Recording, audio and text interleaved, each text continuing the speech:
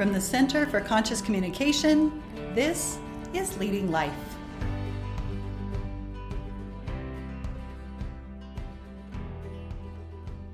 Hi, everyone. I'm Stacy Caruth, the founder of the Center for Conscious Communication, and this is Leading Life, a podcast spotlighting women business leaders who are making a difference, following their passion, and challenging the status quo. Today, my guest is Trish Henriksen, owner of Spruce and the Hair Bar. Welcome, Trish. I'm so glad to have you today. I am so glad to be here. Tell me a little bit, for the people who don't know, give me a little bit of an overview of what kind of services are provided at Spruce and the Hair Bar. Spruce and the Hair Bar, even though they're right next to each other, they are sort of their own separate little companies. So the Hair Bar is a booth rent hair salon. So all of my people who work there are independent contractors. And so they do their own pricing and scheduling. So if you ever need to get a hold of them, we can give you any of their actual personal business phone numbers because we don't schedule for them. So they do their own thing. It's their own little business, all just together. Whereas Spruce, we are all working together. And so they are my actual employees. And so that's where you can get on our website and book. They do everything from nails, manicures, pedicures. We do any of the waxing, lashes, massage, and then facials. So we have sort of the gamut covered over here between the two companies. So I hear you saying we can do all of that. And yet, I think if I am correct, you are not a cosmetologist or a nail technician. So tell me a little bit about what you do as your full-time job. And then we're going to go into how you got into this. So I am the operator. So I do all of the payroll. I do all of the ordering of the products. I run both sides with making sure that maintenance is done, and I do the whole business back portion of it.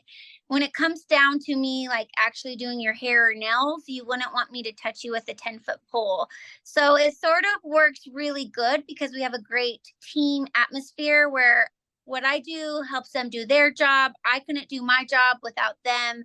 And so I've always explained that we're sort of on a wire, all at the same level, that we each need each other to complete our jobs, but every job is just going to be different. Yeah, so you're all contributing in your own unique way. Yes, yes.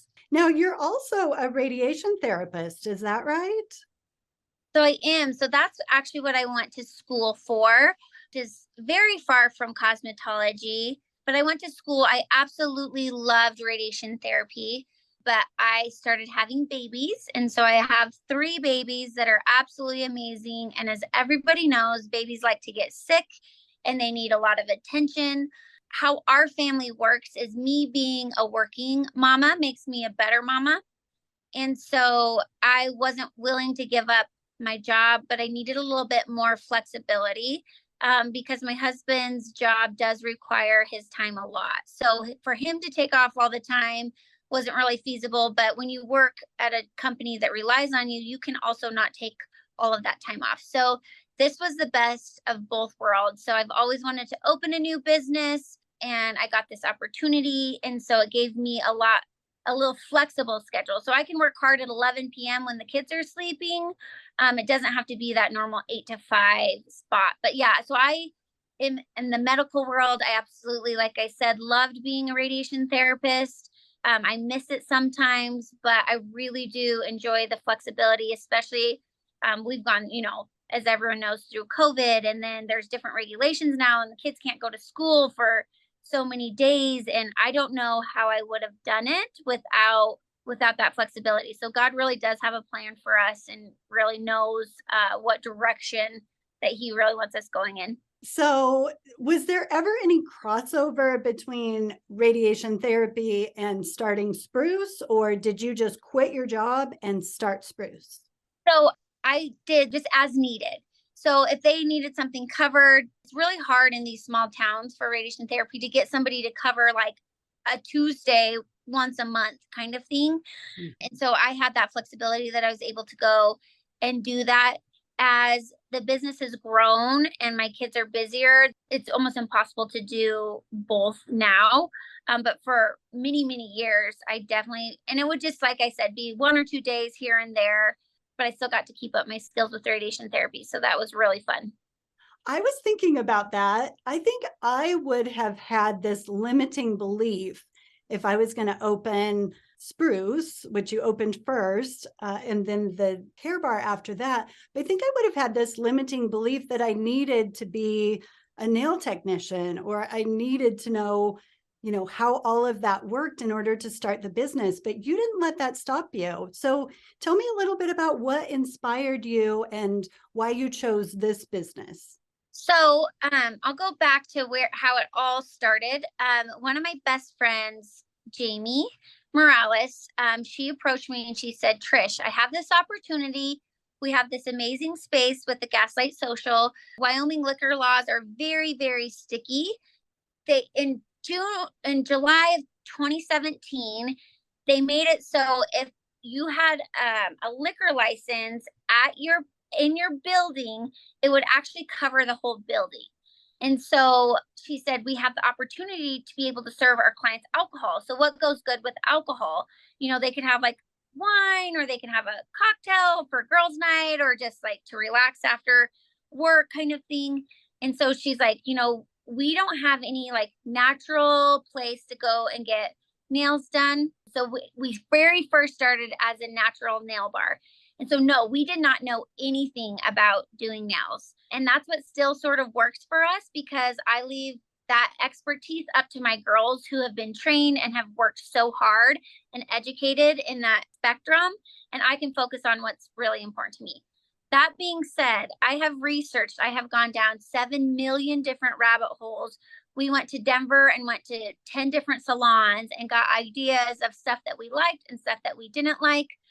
We knew the basis of it. We wanted it to be, so when we very first started, we wanted it to be a natural nail place. So we are going to use the best kind of polishes that are free of really a lot of the chemicals that some of them have.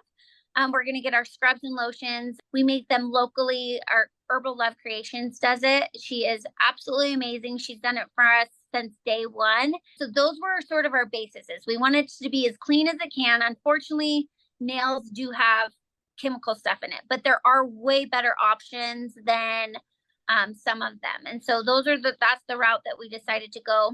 And then, like I said, so I was able to leave that expertise up to the girls and me do this.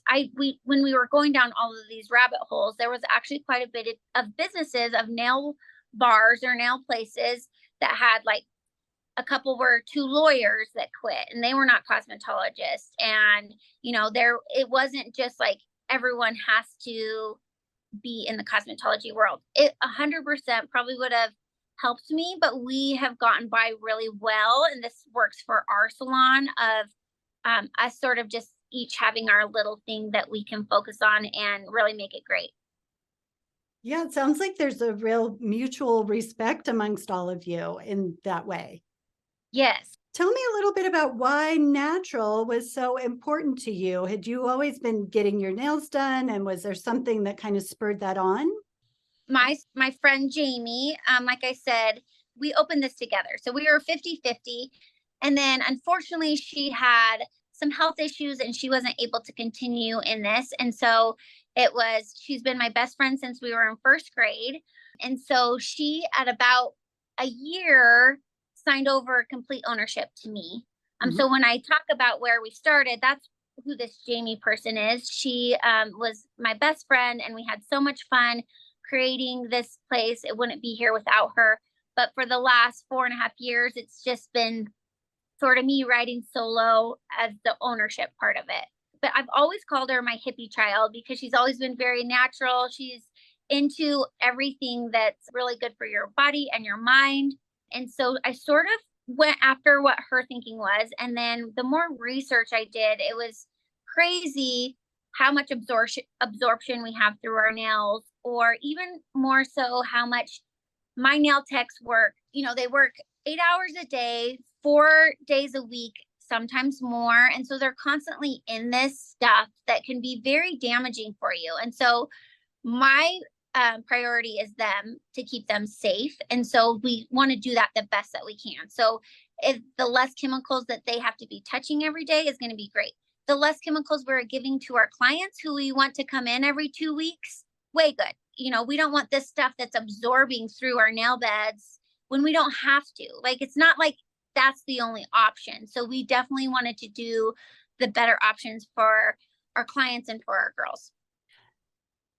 So I know from personal experience how lovely Herbal Love Creation is. The scents when I'm getting my pedicures, I absolutely love, and just the feel of it and how it just soaks into your skin. So I want to just sidebar that for a moment. If anyone has not tried that, I so suggest coming in and getting a pedicure. So let's switch gears here for just a minute. One thing that I really found so inspiring about Spruce when you first opened is how beautifully it is decorated. Is that you? Did you do the decorating, Trish, or did you have help? So I did. Jamie and I had the idea on the Spruce side. We wanted sort of like a bohemian, kind of relaxing. As the years have gone on, I have replaced things. You guys know wear and tear. And so I've added a lot more like mid-century modern. So I have put arches on the walls, have redone some different things. I am serial redecorator, so that is something. But yes, I love decorating. It's something I've actually loved doing since I was little. And then when I decided to do the hair bar, I wanted something way different than Spruce. So we definitely did a lot more modern salon on that side. So it's fun because there's just different feels for both of them. I think they're both so relaxing, though, and so inviting in their own unique ways. So I always appreciate that about being in your spaces.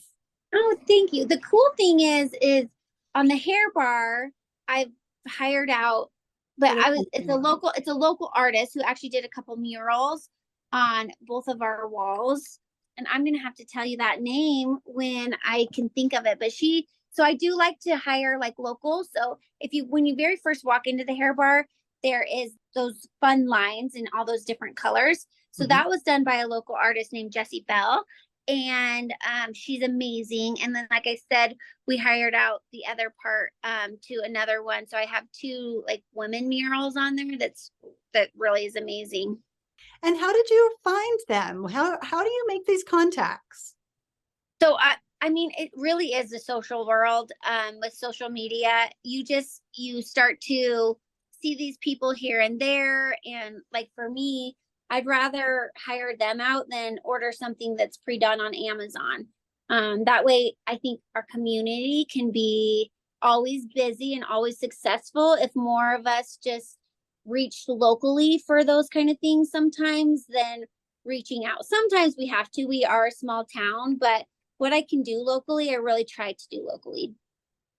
So on that note as well, you have found some really incredible people that work for you. How did that come about? You didn't have the inside track, not, being the cosmetologist. So how did you find your people? So honestly, that's probably the most stressful part of my job. When we first opened, we actually had 2 nail techs and it was crazy. We were crazy. I didn't have a receptionist. This is the kind of thing that you learn as you go. And we always just made it work, and we changed and we changed. I think that we got such a good reputation right off the bat. So one of my very first hires her name's Kaylee Brummond, and I have known her since she was a literal baby. My mom and her mom were best friends growing up. And so she was my very first employee. And then so she talked to another girl and she came on. And so it was sort of like word of mouth. After that, we had this thing. When we opened our books, we were booked. And so I was like, hey guys, I have guaranteed appointments for you. Then we got such amazing people, and we continue to get such amazing people. Chapters change, people's lives change. Some people come and go, but we've had really good retention. I've had a lot of girls for a whole 5 years, which is sort of unheard of in this business. But we really do work super hard on making it a positive place. And it's not always a positive, like I have a lot of estrogen that's flying around this place. And so it can be sort of dramatic sometimes, and we can be sort of not leading with kindness sometimes, because we are all human. And this weather, I'm telling you, has not helped one bit this winter. But all of us really do put a lot of work in to try to make it the best place that we can. And so we've established a really fun, loving family type of team. And so it helps us with that retention. And then we have the amazing schools in town that also help. And so it's sort of like these people can graduate, these amazing girls and men, and have a place that they can come and use all of their hard work for. I'm going to go back to being booked immediately. So how did that happen, Trish? That's really incredible, I think. So we did a lot of reaching out to the community at that time. Both Jamie and I were born and raised in Casper, so we have a lot of contacts from here. And so I think at first it was like people were like, oh, let's help out their business. And then I think Casper was ready for a change. So we are really the only type of salon for manicures and pedicures that is established sort of like this. There are other ones in town. It's a little bit different experience. We're not saying anything bad about them. We just wanted a different experience for people in Casper. And so I think people really latched on to the uniqueness of it. And we were really making sure like I said, we use those natural products. And our biggest priority was, first of all, taking care of the client in all senses, but really making sure everything is safe here. So everything's super, super clean. All of our tools are super, super clean. It's so important when running this type of a business that you keep in mind of people's health, because it can get pretty scary if you don't do the proper procedures and all of that kind of stuff. Yeah, so really wanting to keep your people safe, be in a very clean environment, and you've known people here. So funny, I mean, just looking at you now thinking, oh, I'm just going to support Trish and yeah, I just seems so silly to me. Like, of course, everybody's going to go to Spruce and the hair bar. It just makes sense. We've been so blessed. Like, honestly, like our clients have been so amazing. And I really do contribute that to our girls being so amazing. And I say our girls, we do have 3 men that work here. So sometimes they say girls, and I'm like, sorry, guys, you were like looped into that. So our service providers here are so amazing. And then we've had the best clients. And so it's been really a lot of word of mouth. Social media now is obviously amazing because we can display all of the amazing work that all of our service providers can give everybody. And so it really is a proof of their hard work and how they actually have people coming out looking, with hair or with nails or any of that kind of stuff. Right. It speaks for itself. So what's the best thing about owning Spruce and the hair bar? I would say the best thing is the people that get to come into my life every day. So I say this a lot, and I know it sounds cheesy and everyone says it. Like, I really do love my employees. I really feel like I hit the jackpot. I feel like they are fun to be around. They keep me young. I used to be the youngest when I very first started radiation therapy. You always are the youngest at one point.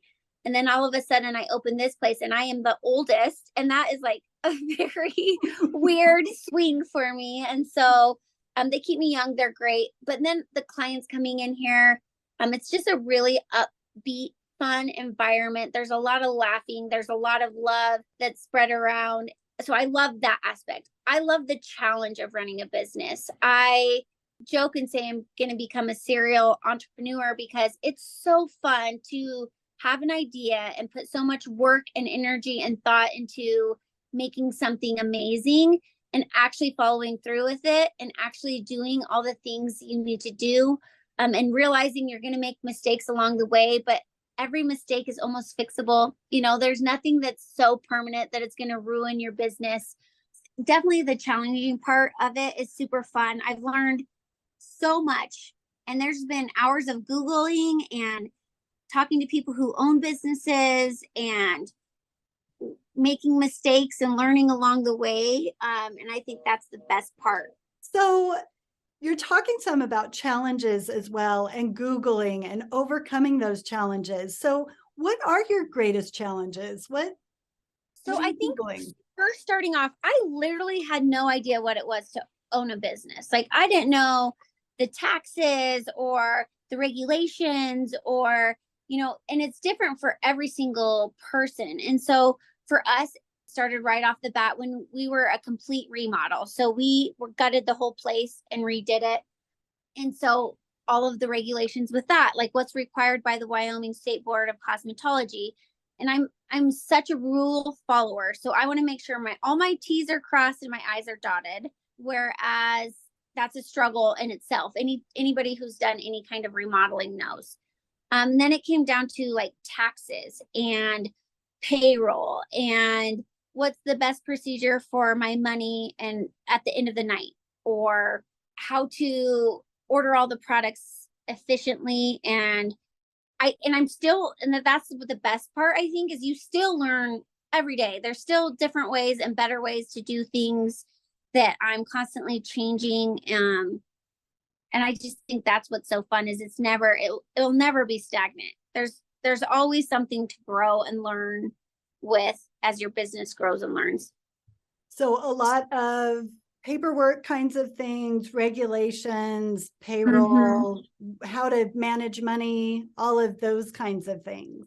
Yes. And I mean, thank heavens for our government, but sometimes it's not the easiest to deal with. So it's been good. I've had really good mentors in here, and I've hired some really good people to help along the way who are more experts in that. I think that's the biggest thing I've learned is you can't be the expert in everything. So it's good to hire some people who are. And so that way it's going to save you a lot of time and energy in the long run.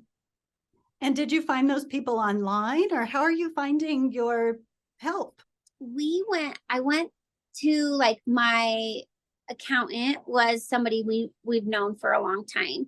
I heard when I was getting the signs, I got them from Wyoming Signs, and they used a bookkeeper.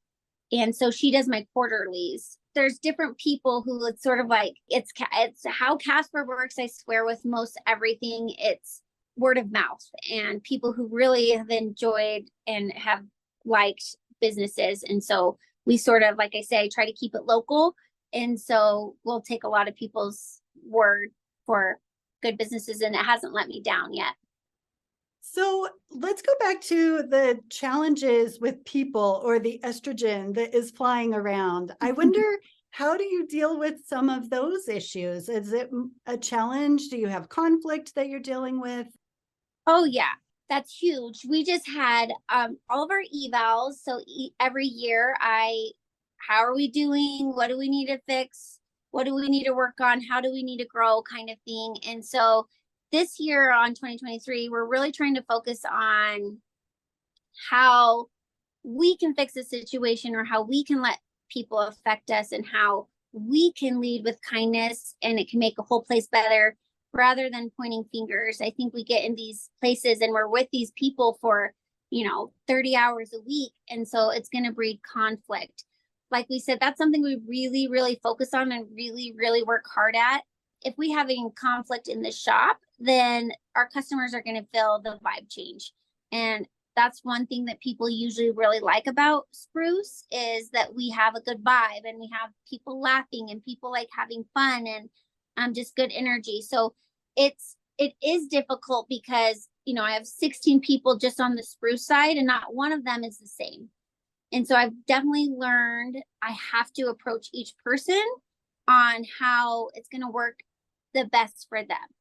And I'm still learning, and I still have a lot to learn. I still probably do a lot of it wrong, but I do think it is like probably one of the most important things, because we said these girls come here for 30 hours a week. They're spending that time away from their family, and their loved ones to come into a place like this. So we don't want people just to survive here since they're here so much of a chunk of their days. We want people to thrive here. And that's going to be from how things are operated, but a lot of that is the inner workings of the people here and how they can work together and get along. We want this to be a safe place. We want this to be a place they come and enjoy. And like I say, we say a lot, they probably roll their eyes so much at me because I'm a big 80-20 person in life. I think 80% of the time, we really need to focus on being positive and good and leading with kindness. And then 20% of the time, we're going to have bad days. We're going to be sassy. We're going to respond probably not how we should respond. So for us, we really try to shoot for that ratio of 80-20, like making sure those 20% of those days, we're realistic. We all have stuff going on. We all have bad days, and I don't want to give them unrealistic expectations. But so I think the 80-20 rule is a good thing for us to shoot for. So it sounds like you're offering them grace in that. Yes. It's okay to have a bad We all day. need a lot of grace. Yes. Yeah. And emotionally safe. I'm hearing, physically safe space for your people who are working for you and also your clients. And then also this emotionally safe place for your people as well. Mm-hmm. And then giving them the opportunity to be individuals and also facing those issues that as they come up.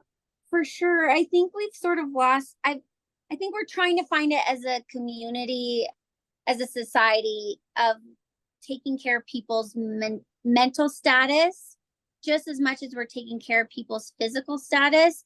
And it's always been so much stress put on the physical part, which is obviously very important.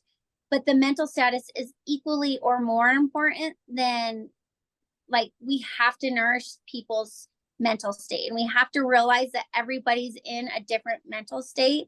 And that even though I might not understand it, or right, wrong, or indifferent, those are their feelings and that is what they are going through. And we need to make sure that we can take care of that to the best of my ability. I am by far not a counselor, or I do not know how to deal with situations like that, but I'm a great listener. Those are things that my door's always open. We can always talk. We can always, I always say, you can come in and you can vent to me and say, I don't want any actions taken from this. Or you can come in and say, okay, this is really happening and I think there needs to be actions taken from it. So we want to make sure that they do feel like they can come and talk to me and things can be approached, but not, they can also just come and just vent, because sometimes that's what all of us just need to do. Yes, I think that's so insightful. And when you say you're a good listener, I talk a lot about listening and how important it is to just hear our people out. It's something that we don't always do, or we don't come by it naturally, I think. So offering them the opportunity and also asking them to know what they want. Do you want something to be done, or do you want to be heard in this situation? Well, and I feel like that's something I'm still growing with and still changing. I'm a fixer.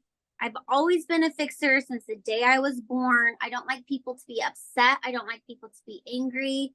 It's like deep down in my core, I like to fix things. And sometimes I had to realize, and I still am realizing, sometimes people just want you to listen. Sometimes people just want you to say not one thing and not try to fix the situation, not compare situations or anything like that. They just want to be heard. And so that's something that I've definitely grown with a lot and still continue to need to get better and realize, like, not every situation is fixable and I'm not going to be the one that fixes it. So where did you learn that? Or did you have that when you were in your prior job, or has that come as a result of owning your own business? So my mom, she's a really good mom, and she definitely tried to ingrain really good things into us. So that's my basis of things. She raised us in a very faith-filled family. And I think that's super important too. That's where I truly believe that everything we do in life should be led with love, and whatever that means for you. But that's what I feel like God asks me to do daily. And then I've learned a lot along the way. So owning the business 100% has changed my outlook on a lot of things. I think coming into this at first, it's not that I thought that everyone needed to think like me, because it's not that I think correctly and they think incorrectly. It's just I didn't realize how differently we all think and how differently I need to make sure I approach every situation. And so I think that's been my biggest thing that I've learned, is trying to realize, like, just because you think like this doesn't mean somebody else thinks like this. And so you need to learn how to approach them differently, or you need to learn, like, you can get the feeling of people almost immediately. And we can read, we've been together for 5.5 years. And so I think towards the end, I just realized, like, sometimes they just want to be heard and they just want to be listened to, and they're going to think a little differently from me. And so they're going to want to approach something probably a little bit differently. Lots of improvements that still need to be made, but we're learning together. And then we're also not afraid to realize that things weren't necessarily done correctly in the past, or that we could do them a lot better. And we're constantly changing and growing with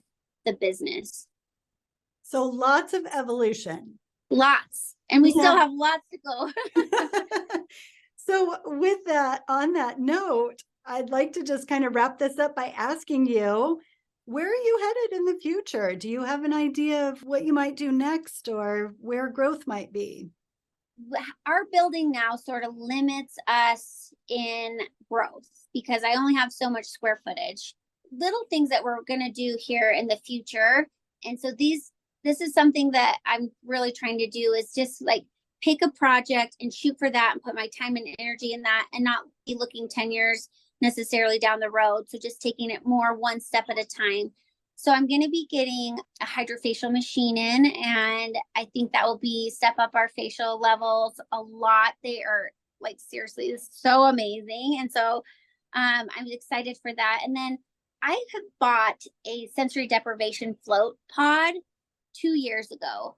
It has been a really expensive paperweight in a room for me. So it has not been operating. Wyoming doesn't have a ton of those. So it's this big machine that looks like sort of like a mini Volkswagen Beetle. And the whole purpose of it is to go into a state of relaxation that we can't normally get to because we have so many sensories coming from the outside. So when we say sensory deprivation, we try to take away, so the water is the same temperature as your skin, and we try to take away all the sound. And it's a dark room. It's filled with 1,000 pounds of Epsom salt. And so it's like 4 times the amount of the Dead Sea or something like that. But everybody is buoyant in it. So you completely float. And with the water temperature being that right exact temperature, you literally almost feel like you're going into space. So without all those sensories coming in, your mind is able to go into a state of relaxation that it can never get to. So it's really great for mental issues. It's really amazing for, like, post-workout recoveries, neurological disorders, all of these actual physical disorders that it allows the body to go into a true healing state. So it's amazing. So I just actually had the health department come out yesterday. We've had some issues getting it. Wyoming is a little behind on the float tank. So they try to treat it like a pool, and it's not close to a pool. And it's not anybody's fault. This is the regulations that are set in place. So hopefully I know there's another one that does float rooms. And so hopefully by some of us opening things like this, the regulations could get easier for other people. But that's like my biggest endeavor that is going on right now, is to get that thing up and running so we can have some amazing floats.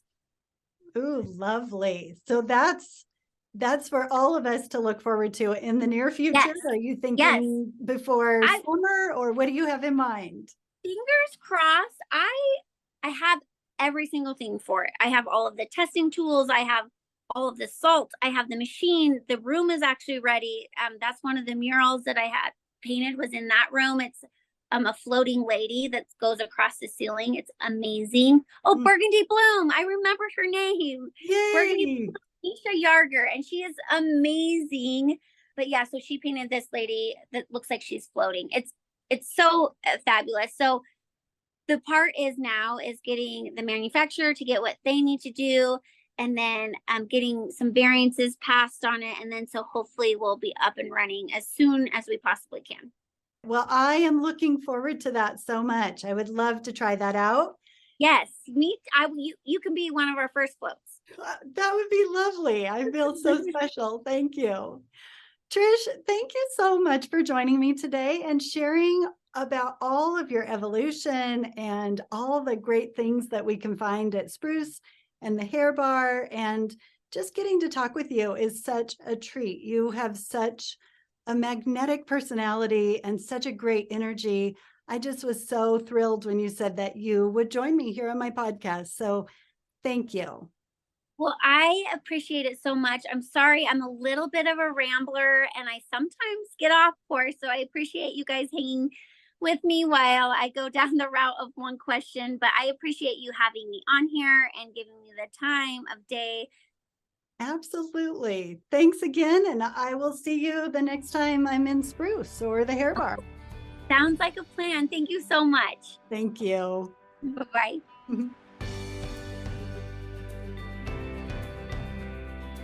Thank you for listening to Leading Life, a production by the Center for Conscious Communication, hosted by me, Stacy Carruth.